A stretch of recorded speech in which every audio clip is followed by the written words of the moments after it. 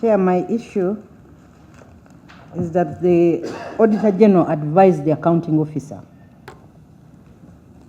Of course, one of the reasons you have a backlog or the underperformance is due to staff.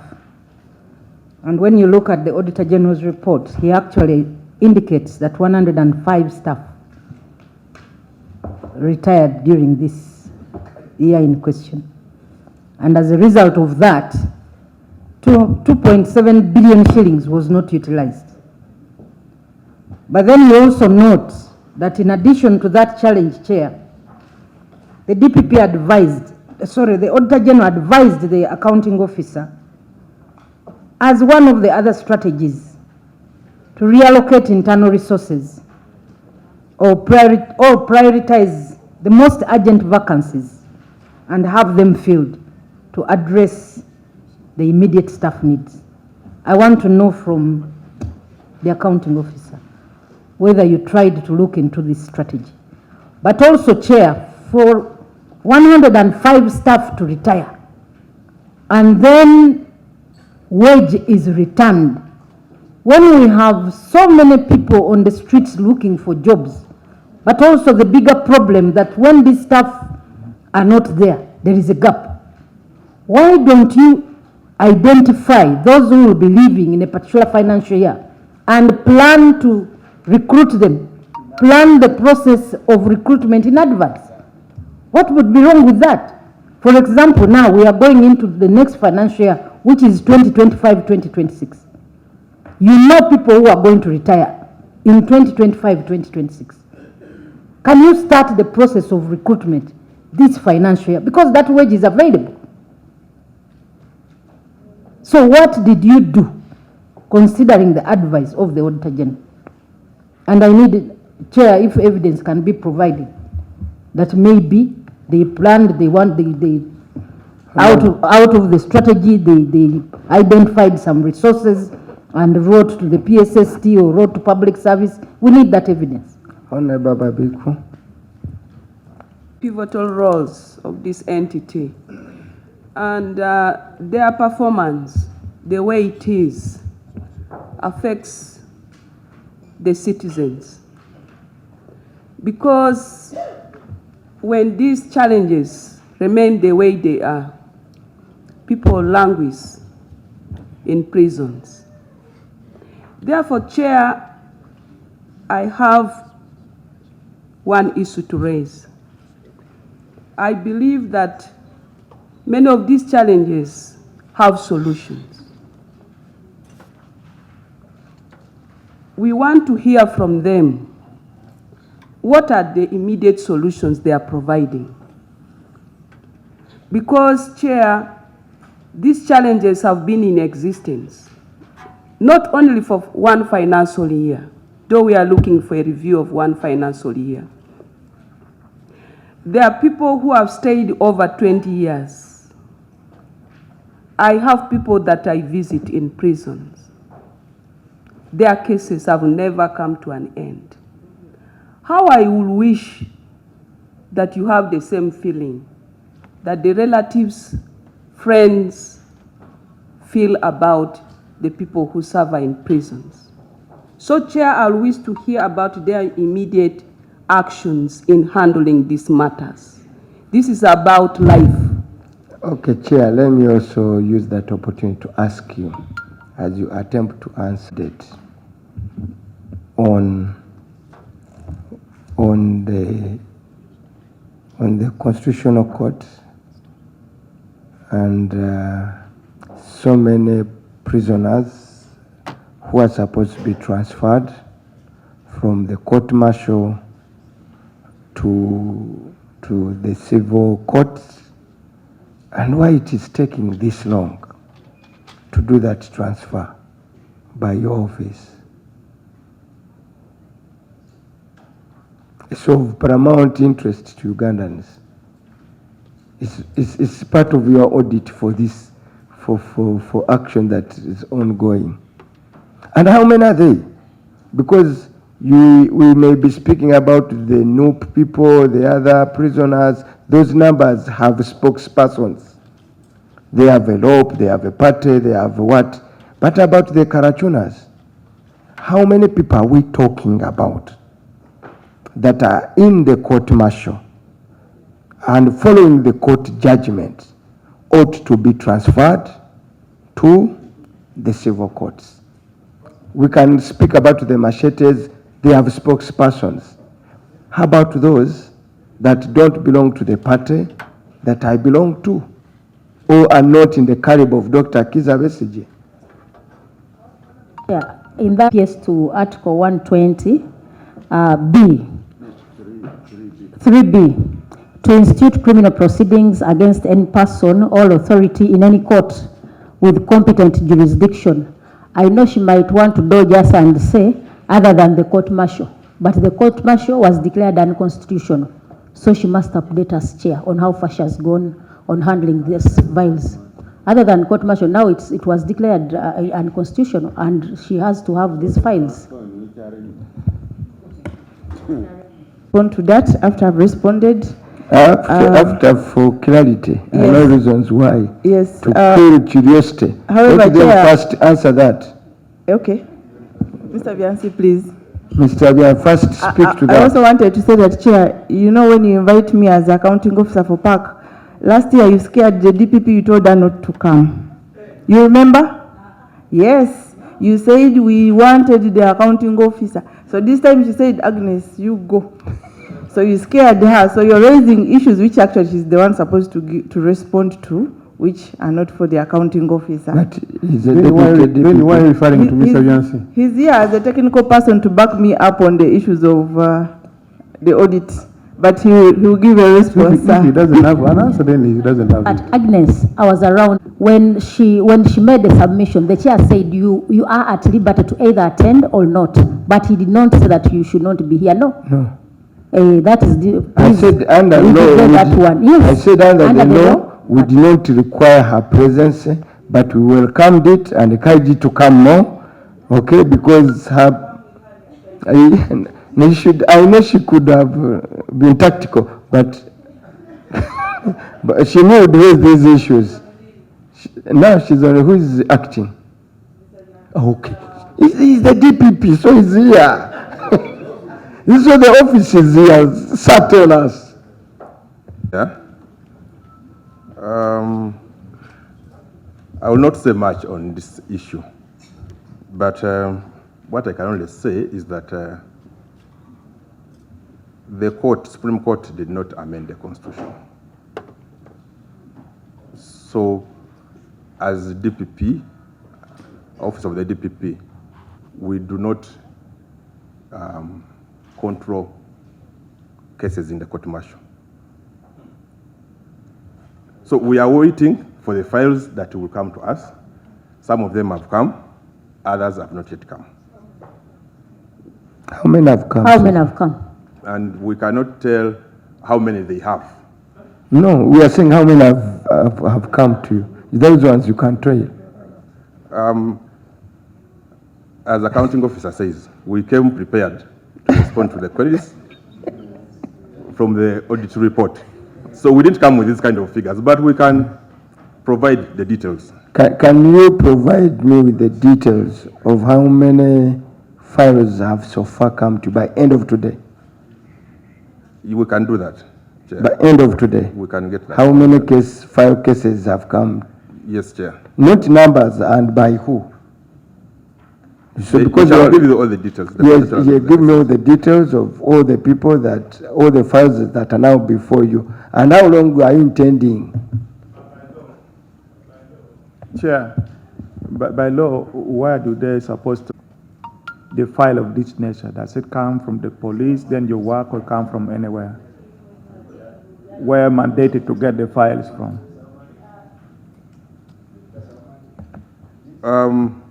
We handle cases that come from police, CID. They investigate, we look through what they have gathered, and we take a decision. Then how about this one here, the one of the Supreme Court and the court martial?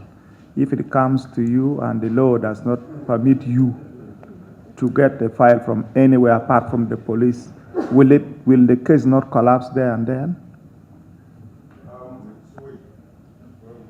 that case, of course, we utilize the information that has been brought to us, and then it will be put in the channels of investigations and determined whether we can take it up or not, depending on what will have been gathered by CID. Mr. Chairman, I am of the view that we give him... The one that you have received now was... So you have even assumed my chairmanship. Who? Him or me? You.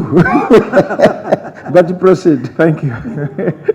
I thought I was still on the mic before you jump in. Sorry, Chair, for taking over your role. Otherwise, my point was, you receive files from the police after having the CRB, the registration, the whatever thing the police does. A situation where the file comes to you and is not registered with the police. You don't have a reference numbers with the police. For this one that has already come, do they have those kind of reference numbers? Or if they don't have, in a professional way, lawfully, how are you going to treat it? DPP said, let us give him time to go and prepare, get us the account, then he will avail the information we want. Sir, He's not prepared like he said. Yes, you have the floor.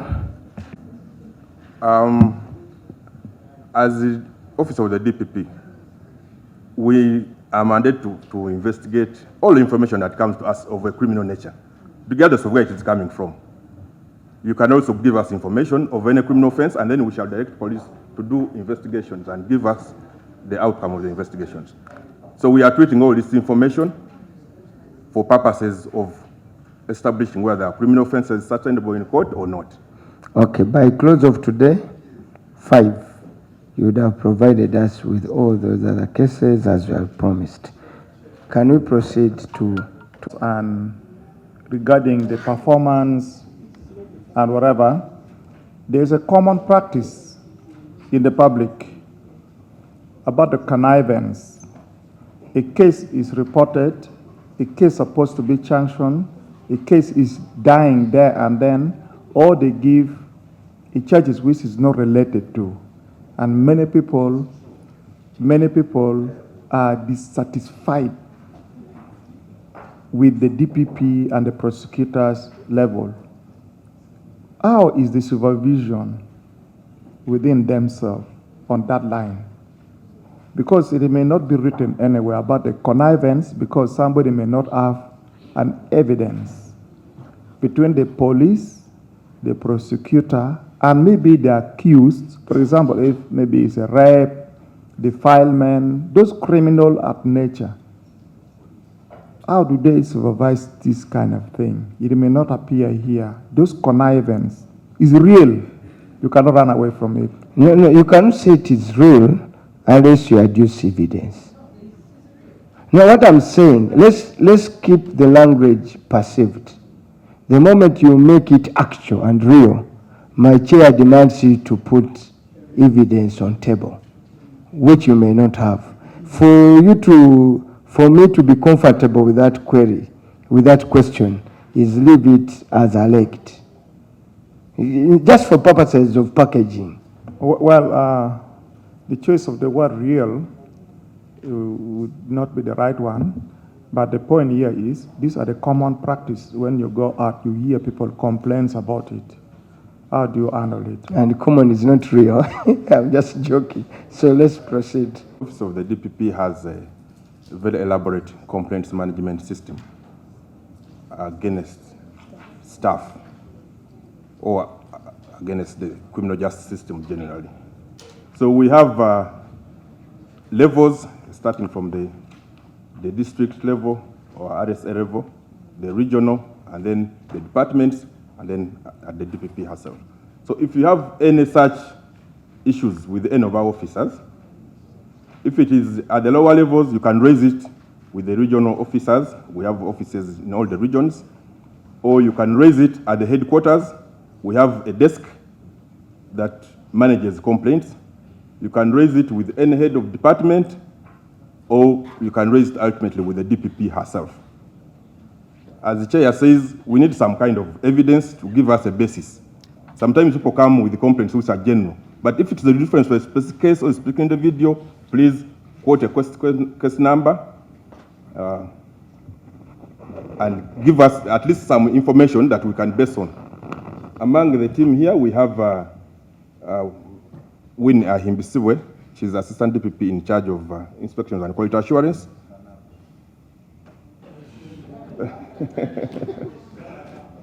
So she usually moves across the country investigating such complaints. And we take action when we get evidence. Some people, if it is a criminal, we have even our officers who are being prosecuted. They're in courts. We have interdicted a number of our officers and other administrative measures. Thank you. Thank you, sir. I will start with what the vice chairperson raised. Yes, it's true we have 500 staff, out of which 399 actually are prosecutors, and those are the ones in the 128 field offices.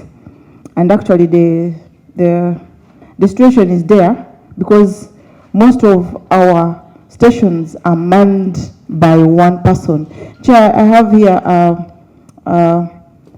a document showing who is in which station. And when you look at it, you'll notice that most of the stations are manned by one person.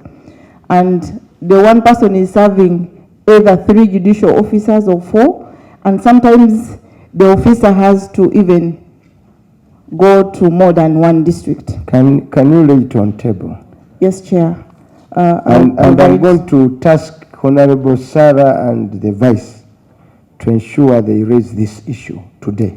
Yes, and in in plenary addition, on the staffing gap of the DPP, and because we are in a budgetary process, to seek that government finds ways and means to ensure in the coming budget at least some improvement is made.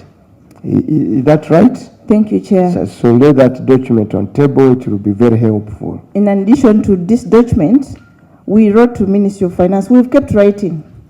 Every financial year, actually, we write asking for funding. Even this year we wrote. I even have a letter here. We wrote asking that they give us money to recruit staff. However, I have had information that they're not giving us the money because actually we are running out of time to budget for 2025, 2026. So I'll also provide it. It's here. JB. Chair, in addition, Honorable Sarah, the 105 were new staff recruited. They were not retired. And Chair and members, I want to inform this committee that for us to recruit the 105, actually, we had to forego our non-wage so that we have wage to recruit, because we've been writing to Ministry of Finance to provide wage for us to recruit and improve our staffing levels. However, we've not been getting a good response on wage. Right. So what we did for the 105, we had to via money. That is the word you don't want to hear, but we had to via money because we were the ones suffering to raise the 105 staff. So you need another third via. Probably, I mean, because we are the ones in pain, we are the ones who need the staff. Do you know my ruling on environment? You are going to give us all the money you wired and the authority and the lines where you picked the money from. Chair, we're going to provide the information. Where you picked from? Yes, sir. For example, it's 500. Yes. You show us from this line, this line, this line. Yes. And there were percentages. Yeah, Chair, we are going to do that. Then a member raised an issue on manpower, okay, and low morale. Chair, to address this, in the last 2 financial years, we've tried to improve the welfare of our staff in the stations. In the last 2 financial years, we were able to procure over 90 vehicles, and our target is for each station to at least have a vehicle. We've also embarked on ensuring that we renovate all our offices. Most of them had not been renovated for over a period of time. And so we are trying to ensure that we improve on the staffing levels, on the morale of staff. And of course, you know, their salaries were enhanced. So actually, we are now demanding them to show cause why they are where they are. For us to cure the issue of environment, to fund the prosecutors symposium, Chair, we wrote to Ministry of Finance to allow us to budget. So this financial year we are in, they allowed us to budget, and we put some little money on that budget item, so we shall not vie for the symposium we gave. You've said you've put little money. How much have you put? We put there 700. 700. Yes, to take care of Joan Kage's memorial and for the symposium. So we are not going to vie in relation to JK memorial and the symposium, Chair. Okay, thank you. Now, one last one. In financials, where is your pass? Mr. Biaruhanga. Mr. Biaruhanga, on to you. As per the entity's statement of appropriation, shillings 121 million was appropriated to other expenses, whereas the cash flow statement indicates no expenditure towards other expenses. I'm more interested in two. As per your statement of appropriation, there was no money allocated to domestic areas, although the cash flow statement reported an expenditure of 2 billion 2.019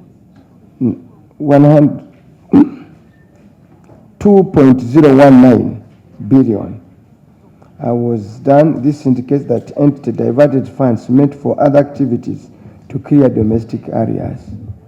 Is that true? Mr. Chairman, maybe Chair, I'll respond. we give him also on the PPP.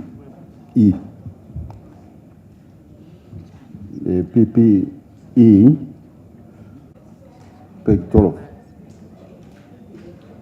It talks about 12.106 billion on the PPP. Then when you go to cash flow, it talks about on page 10. I've summarized for you. It talks about 8.87. So you explain to us, and when you also go to your financial statements, which collaborates with note 26A on page 29, it talks about 65. Can you help us to understand those? I've also checked on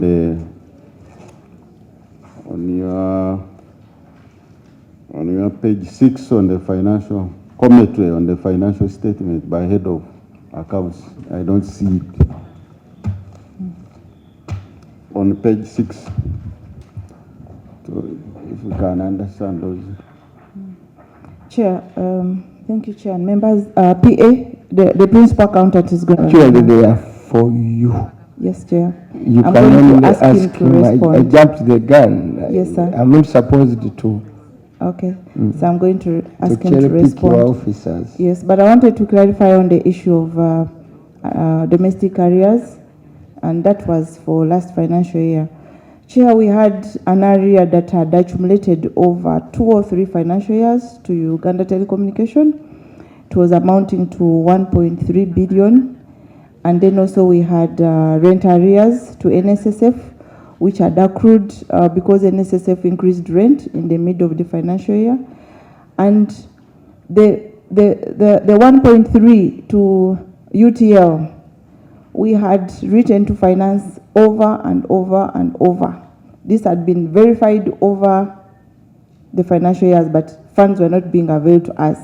We even had a meeting with PSST, and he promised, then again he retracted. So the final guidance that he provided to us was in writing. He told us to consider and budget for the arrears that had accumulated and pay them. So last financial year, that was 2023-2024, we budgeted to clear off the 1.3 billion for UTL and something like 600 to NSSF, and that is how we cleared the domestic arrears. Otherwise, we would still be having them in our books. No, the audit query is... They are asking, where did we get the funds? Chair, when we were given our planning figures... And where you got the money, where did you get the authorization? Chair, when we got our planning figures, our resource envelope, we budgeted. At that point, at the point of... They advised us to budget for it. Under what? And pay. So we budgeted... When that's why we wanted to... Chair, we didn't budget for it as a domestic area. So, for example, under telecommunication, we included the 1.3 billion. We cleared the 1.3 billion to UTL. At appropriation level, we are very clear. You cannot say we budgeted it and two other things. That is a diversion. A budget for appropriation.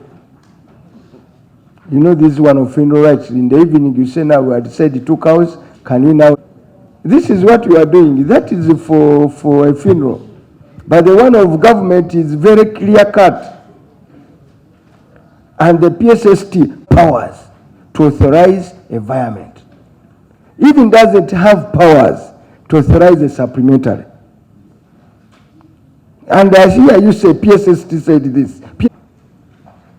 Statement of appropriation based on classification of expenditure by nature for the financial year that ended June 2024. Are you there? Yes, sir. Page 12. Down here, there is a creature called domestic. For everything, it reads 0. So, it reads 0 and diverted. Diverted 101 billion. You got it from other expenses. So when you add the 2, you get the figure of 2 billion. And if you did a mischarge, you need authorization either via environment or a reallocation. Reallocation.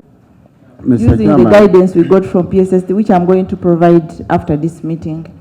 Mr. Chairman, I've been constrained because Agnes is my niece. But